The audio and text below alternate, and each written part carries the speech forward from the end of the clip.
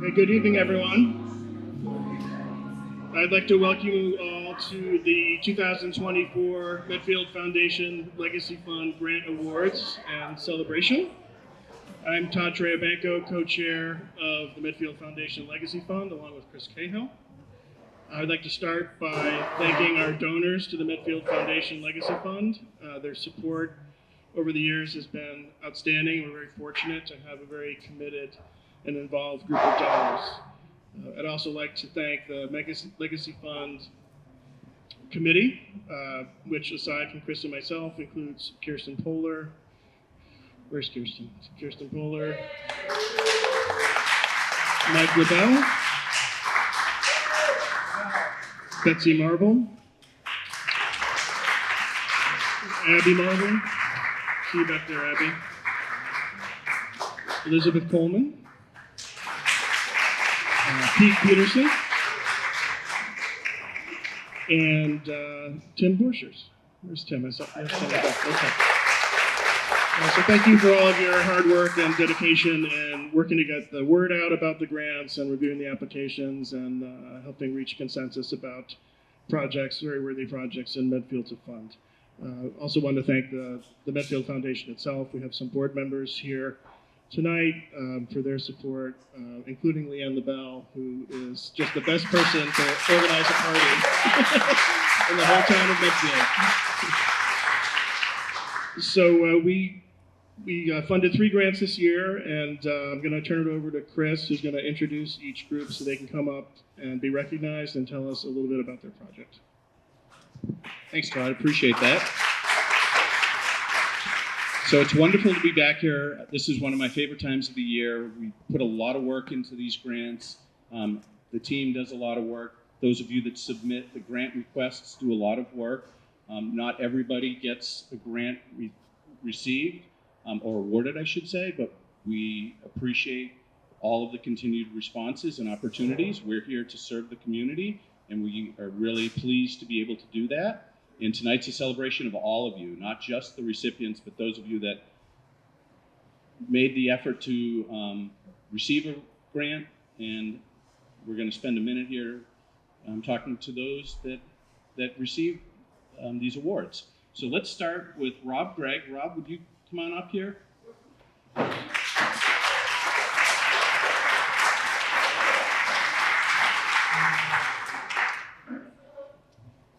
So Rob, on behalf of the Peak House, has put together a really, really interesting program, and we're going to speak for maybe 2 or 3 minutes and talk about what it is, to the extent that we can do that in a couple of minutes. You think? Doable? Okay, great. And this is your second award. Thank you. And thank you. And you're a significant contributor to town, and we appreciate all of your efforts. And thank you so much. And let's hear about what it is that the traveling trunk is going to do for Medfield. Great. Thank you.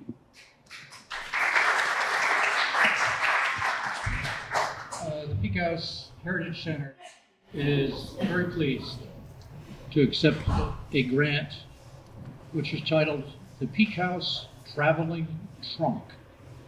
And this is a project for which design and implementation will be done to transport the cultural history and the history of the Peak House into the classrooms of Medfield students. Initially, 210 third grade students in 9 classes at Wheelock will have the experience of using this trunk. The trunk will contain a variety of educational materials, and there are 4 categories for it. First, there will be a detailed teacher's notebook and curriculum. The curriculum will be written by 2 third grade teachers this summer. So they have been selected among themselves to do that work, and they will start as soon as school finishes. Also in the trunk will be actual historical artifacts and authentic reproductions of items that are now on exhibit at the Peak House. As well, there will be maps, graphics, games, and material for the students to use. There will be student reading and reference material, activity sheets, and discussion questions. Most importantly, this project meets the standards of the Massachusetts academic standards for this grade level, and it also correlates with the exhibits that are on display at the Peak House. So, at the Peak House, we keep things that are old. And so we trotted this out, and it's a lawn sign that sits in the front of the house. The Peak House is honored to sit on the second busiest undivided highway in Massachusetts. So we will get a lot of visibility here. A couple of years ago when this sign went out, some of you said that you honked when you saw the sign as appreciation. However, there are people living in the condominiums now, and so please consider that when you drive by. But we are so pleased. Thank you very much. Thank you so much. Please.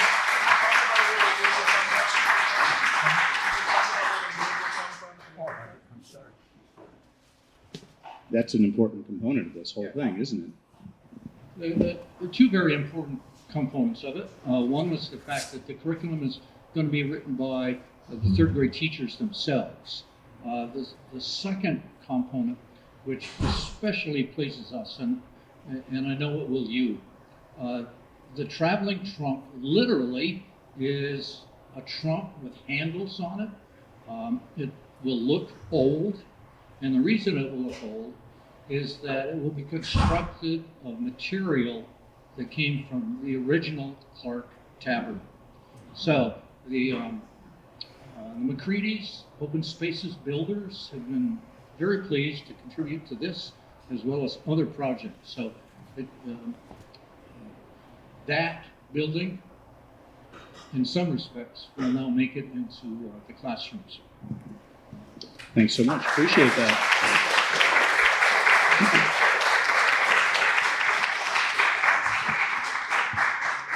And Rob, do us a favor, stick around, and at the end we're going to make sure to give you the big check and do a photo op, okay? So don't hit the road, stay.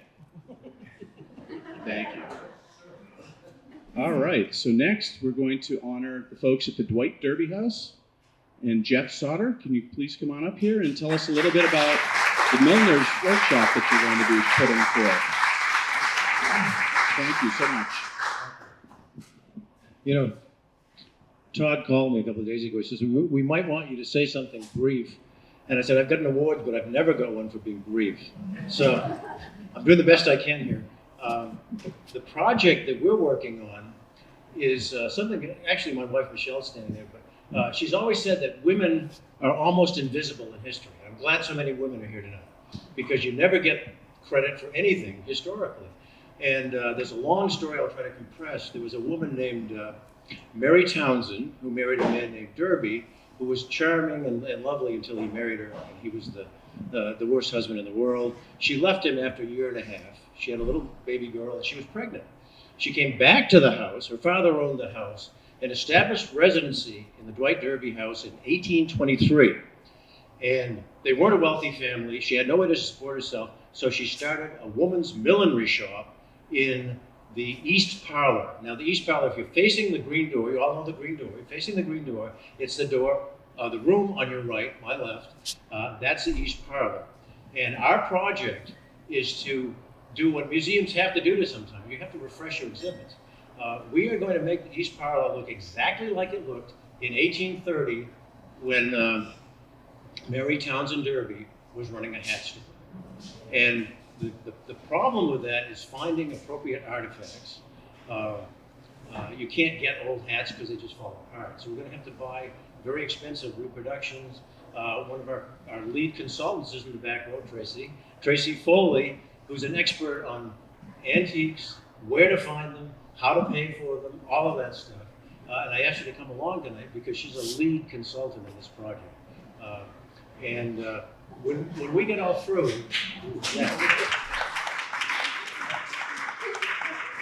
When we get through with this, and you walk into that house and turn to the right, it's going to look just like the scene from a movie.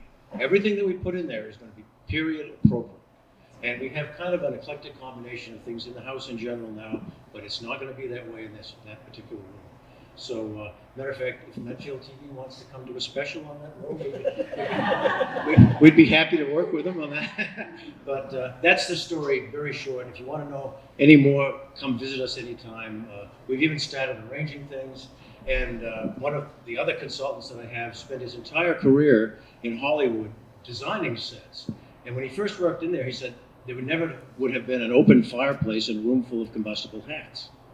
So we had to go find a wood stove. This is a little bit more than you want. Right? We had to go find a wood stove that was made in 1830, and I found one on the Cape 2 weeks ago.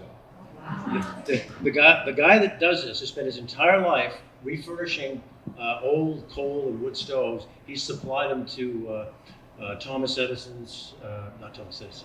Henry Ford's museum in Michigan. And I called him and I said, "Do you have anything at all?" He says, "Nah, I've got 500, but I don't have anything like that." And he said, "Oh, wait a minute, there is one."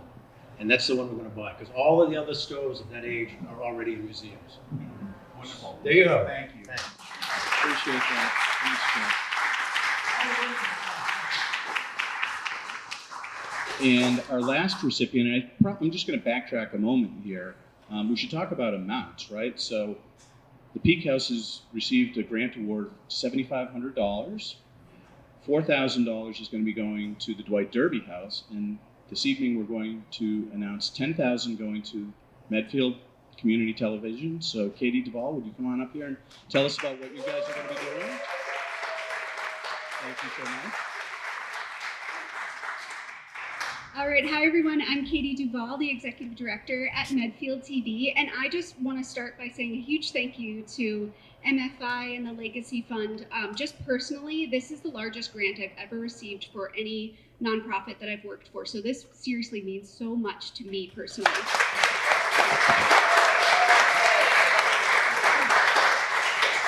I want to take a second to just point out a few wonderful people in the room. Just hold your applause till the end. I have some special people here with me tonight. Two of my staff members, Amanda Timmons, who is our multimedia producer, and Andrew Willoughby, who is our education and production coordinator. At the camera, we have Michael Green, who's one of our new interns at Medfield TV. And then over here we have Bill Gallagher, who's my treasurer, Kathleen Darien, who's also on my board, and then Nick Connor, my president, right behind her. So thank you all.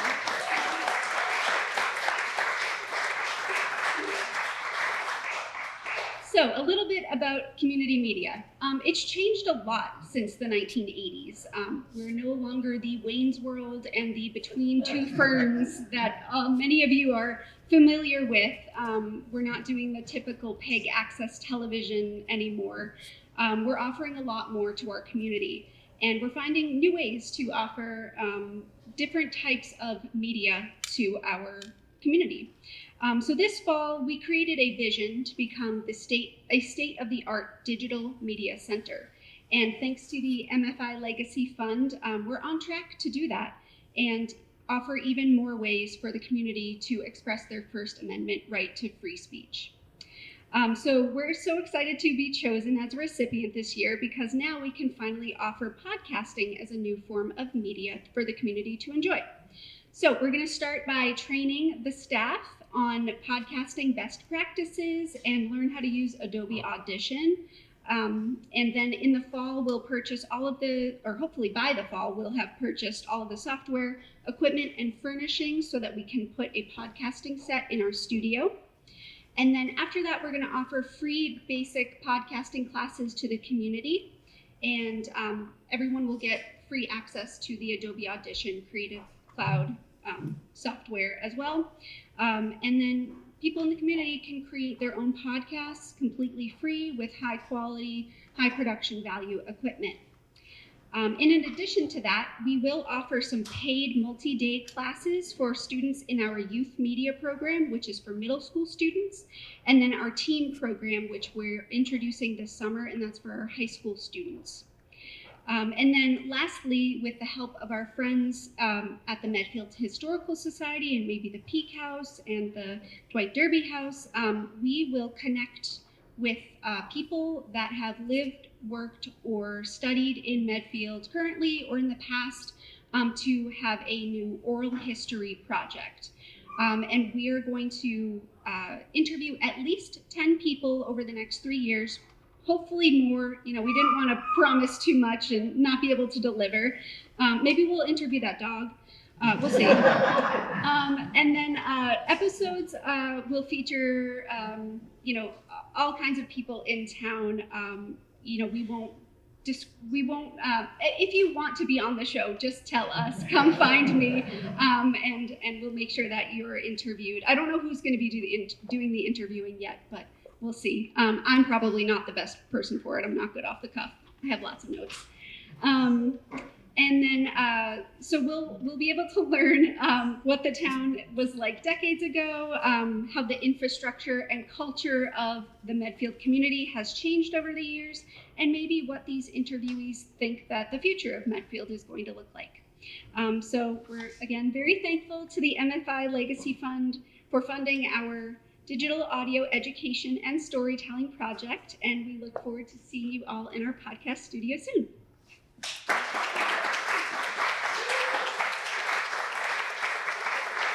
Thanks, Katie. Wonderful job, as always. Appreciate it. And your team does a fabulous job. And now noticing the camera there. Hi. So we're just about to wrap up here, but I want to spend a couple of seconds thanking all of you again. Really couldn't do this without the generous support of our donors, the continued support of our donors, the new donors that are contributing, the board that's helping run this wonderful organization at MFI and the Legacy Fund itself. I can't tell you how much it means to Todd and I to be part of this organization. You guys have all collectively in this room done tremendous work for this community that we all love, and it's really, really important to give back, I feel. We feel as a group, obviously, or else we wouldn't be here. So I wanted to say thank you all, and let's all give ourselves a round of applause because you guys all deserve it.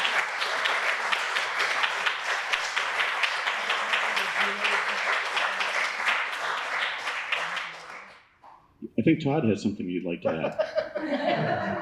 I would just add, one of the grants we funded last year was to the Zulo Gallery for their 30th anniversary show, which is augmented reality, which just launched a week or so ago. So I would encourage everybody to get over there and check it out. It's very interesting. And it will take you into the Zulo Gallery, which I'm sure you're all familiar with, but it will have you walking around town looking at your phone. You're trying to find various objects, which will then bring with it a little presentation, augmented reality presentation. So it's very different than anything I've seen really anywhere, let alone the Zulo Gallery. And kudos to Bill and the group of the gallery for getting people moving around town looking at art. So please check it out if you have a chance. Thank you. Great point. And I was fortunate enough to be at Zulo the other night for their grand opening on that presentation and exhibit, and it was wonderful. And the presentation that you guys put together was top-notch as well. Everybody should take time to watch that. Katie, why don't you just come up and tell everybody about it real quick, just 2 seconds. Okay, so our project was another history video project. Oh boy, off the cuff, not good. It was about the other grist mill in town. Did any of you know that there's a grist mill in town that isn't the Kingsbury grist mill? Raise your hand. A few people over here, right. Not many people over here. So there is another grist mill in town. It's privately owned by, can't think of his name right now, Alex Stevens. And this property has been well maintained and passed down over the years through many wonderful families, including the Kenny family, if any of you know Peter Kenny. What's really special to us having done this project is that Peter used to work at Medfield TV before my time, and we have a scholarship in his honor. So it kind of brought it full circle for us to be able to record and do a story about where he used to call home. So Anyway, Amanda, Andrew, and I spent a day interviewing Alec and filming his beautiful property, talking about how you can maintain a grist mill and the historic buildings on his property. Yeah, I just encourage you all to watch it. On Nebo, no, is it on Nebo? Philip It's on Nebo. Nebo Street? On Philip. Philip sounds familiar, yes. Where would they find you? Oh, on Medfield TV's YouTube channel, which is youtube.com/Medfield TV. Excellent. Thank you. While you're standing here, let's bring up the team from Medfield TV, and we'll get our big check with the help of Leanne here. Leanne, can you grab us that big check? And we'll get a little photo up.